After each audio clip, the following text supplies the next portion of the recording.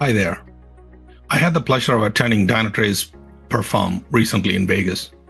Surprisingly, a larger crowd than expected, and the show was actually a little bit flashier than expected too. Here are my top 5 takeaways from the conference. So before I do my takeaways, I want to level set in something. Observability used to be about providing just a versatile data, all kinds of telemetry, metrics, logs, traces, and events, or melt information as they call it. But now observability companies are moving more towards providing insights.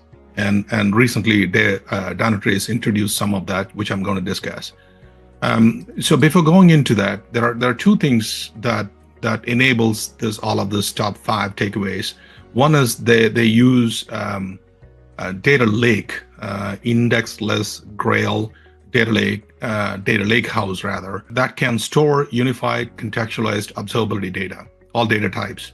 And Davis AI engine sits on top of that Grail lake that allows customers to use all of the structured and unstructured data and find insights from it. So that's the premise for this.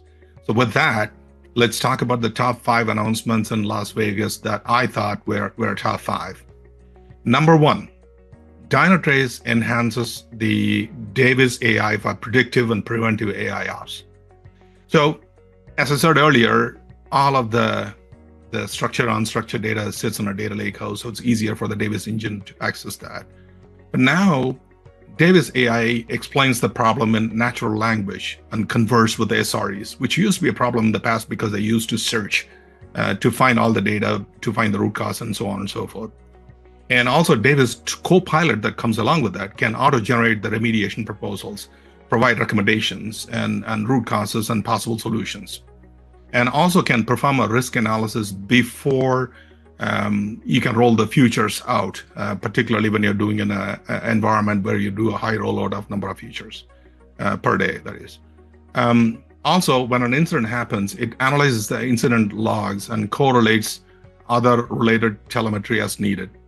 And in the future, it's not a function that's available currently, but they said it'll be available soon. In the future, it will harness and collect the knowledge with the vector embeddings in a vector database, which means it becomes searchable. Any incidents that have happened in the past becomes searchable, and searching the unstructured data mess is always a problem.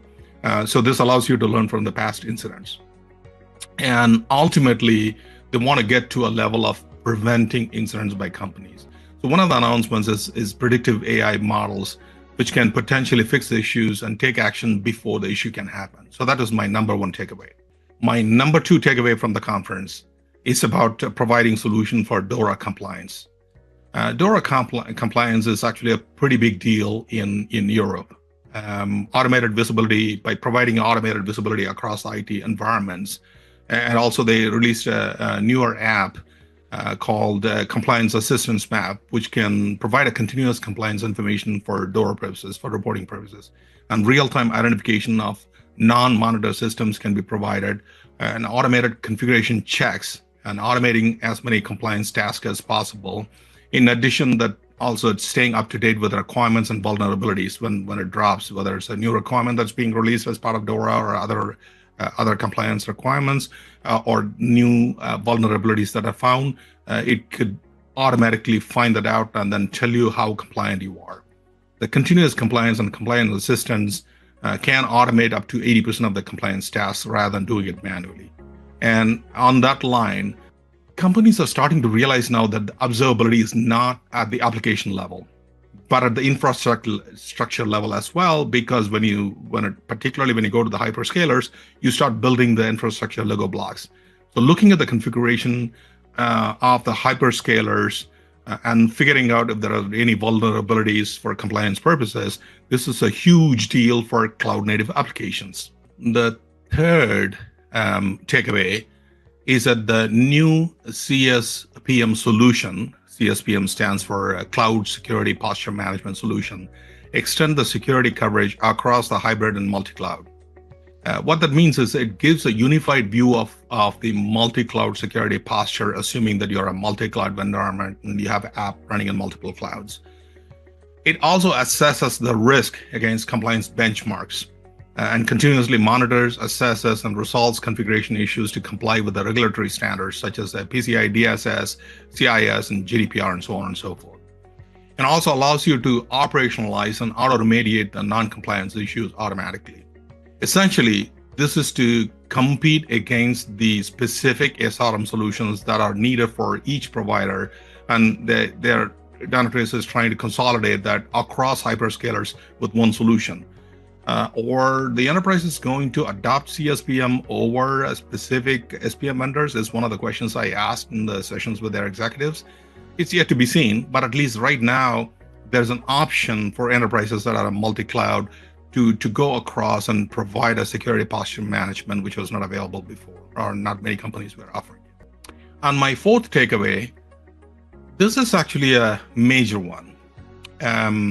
This actually got the loudest cheer from the audience, which was surprising to me, is that observability for developers. So it basically empowers them to shift left in testing and debugging. So the concept that Dynatrace is talking about is creating a hero developer. So basically observability for a developer, that is. And making the enterprise adoption with a self-service. So rather than waiting and going to the IT ops teams and asking them or using some tools that the free source developer, freeware tools that are available, and then later on converting into IT ops, what they're trying to do is to enable the developers to use the tool that has been corporate standardized. So they introduce tools like Error Inspector, David Copilot for dev assistance, and all of the above. But the most important one, which again got the loudest applause, is what's called a live debugger. So basically what Dynatrace is trying to do is to aiming to fix the issues without bouncing servers or taking it out of live production. It's a very ambitious goal, if you ask me. What they're suggesting is that you can set non-breaking breakpoints in your code, and this allows developers to step through the code live, line by line, in production without disrupting the production servers, to review the code and see if there is a problem and whether it's going to break the existing system.